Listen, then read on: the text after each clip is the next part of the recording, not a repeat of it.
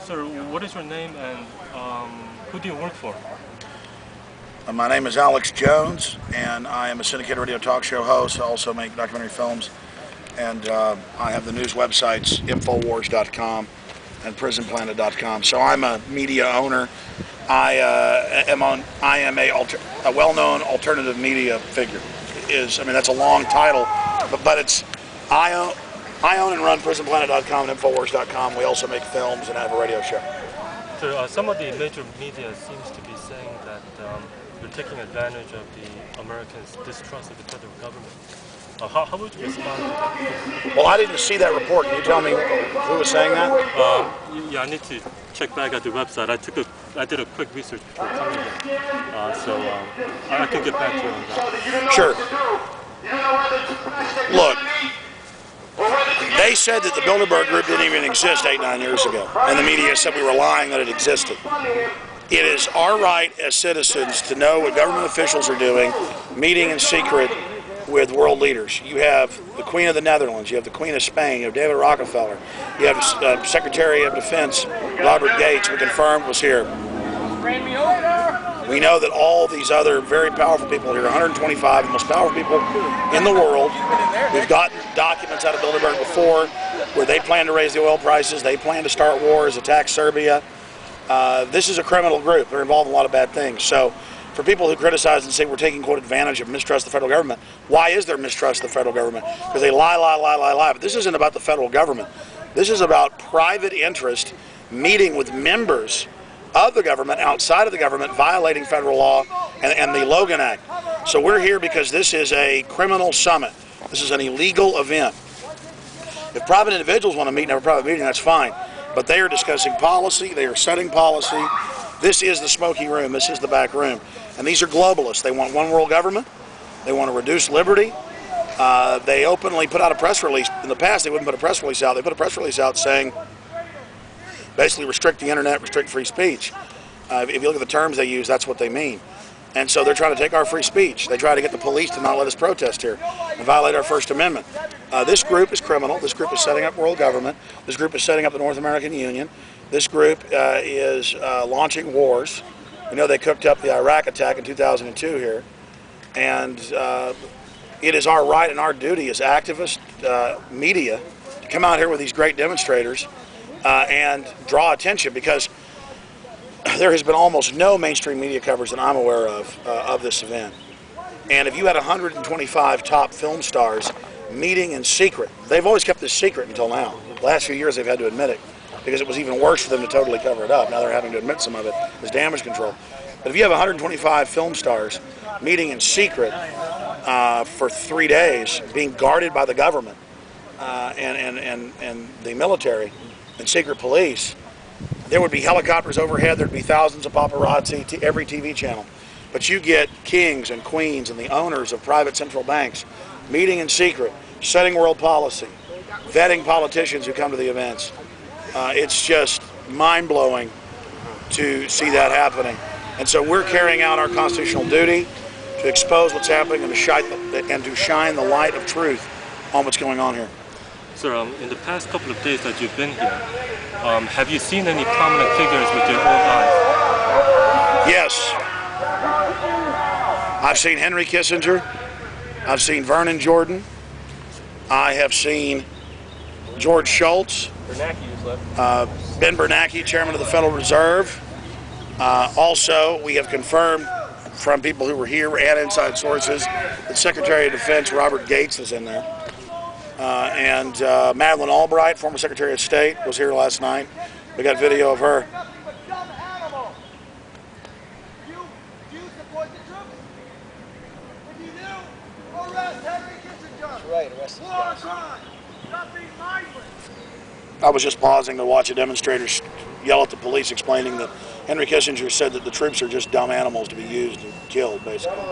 Sir, is there any evidence? Sir, what evidence is there that this group has anything to do with influencing the United States' decision to go to war in Iraq? We know from sources that we have inside Bilderberg, not who are Bilderberg members, but who work for them, who are actually against what's happening.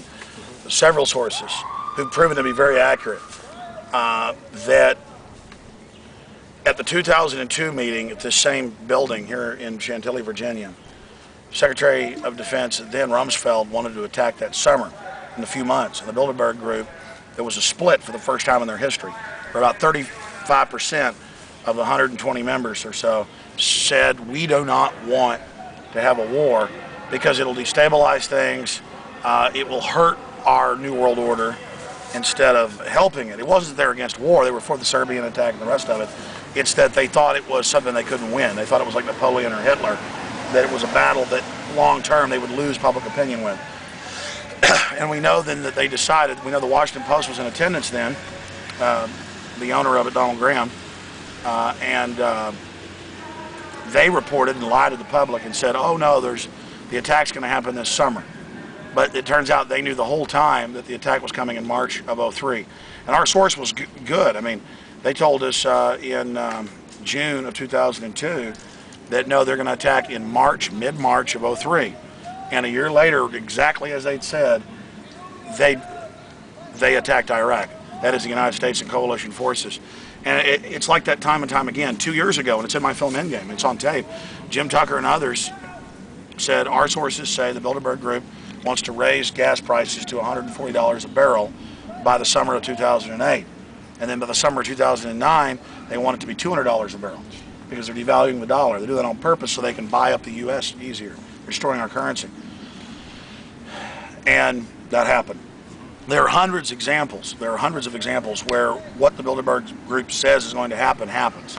I mean, this is the most elite 125 people in the world, the most elite in the Western world mainly. There are some from the Middle East, some from Asia that attend, but the most elite of the Anglo-American establishment, Western Europe, the United States, Canada. And there is no doubt, I mean, it's the central bank chairman, it is the defense secretary sitting, who, by the way, violate the Logan Act. Federal law says they can't come here and discuss policy with private interest in secret, because we have a right to know. The only place they can discuss things in secret is in national security meetings in the Congress or in the Capitol. And then that's amongst themselves. And then they have to classify that, has to go through the classification process, then we have a right to get it later. This is illegal, what they're doing. This will never be declassified. That's why we have moles inside who are reporting to us what's happened. Sir, I heard that some people say that, that this group is actually deciding who the Vice President of the United States should be, starting with John Kerry's decision to have John Edwards. Yes. That was picked by this group. Yes, yes. Also that there's some speculation. I've seen no evidence so far, but some people speculate that Obama and Clinton may be here. Well, we just saw Secret Service come by with their machine guns, and only the Secret Service, and it was Secret Service vehicles. Those black SUVs, those black Suburbans with the lights on top, with Secret Service with MP5 machine guns. Did you see them? No, I didn't. Well, they drove out about 30 minutes ago. They were guarding, and there's been several of those going in and out. We know Secretary of Defense is here. We called David Rockefeller a couple days ago, even got him on the phone in there. We were able to get him to answer the phone, I'm not kidding. I'm not kidding. We're going to see if we're going to release it. We got to check some wiretapping rules. But he happened to answer the phone, and he said Obama wasn't in there. Talked to him about 2.5 minutes. One of our volunteer guys did, and I've heard it, and I've got it, and we're going to see if the person that recorded it's scared and doesn't want to release it. Jim Tucker's done that before. You can call their rooms. If you're able to get through the staff and say, Mr. Rockefeller's expecting a call, you can get it on the It has been very suspicious that Barack Obama flew into Virginia and told everybody he was going to Chicago and locked everybody on board the plane. And then he got off and they took off to Chicago. And then they said he was having a secret meeting at Clinton's house. Then it was at Dianne Feinstein's house. Then it was somewhere else. And some people have told us that Hillary was here. Some have told us they were both here. But then Rockefeller, but of course he would lie, said that, and this was his room, we called it, said that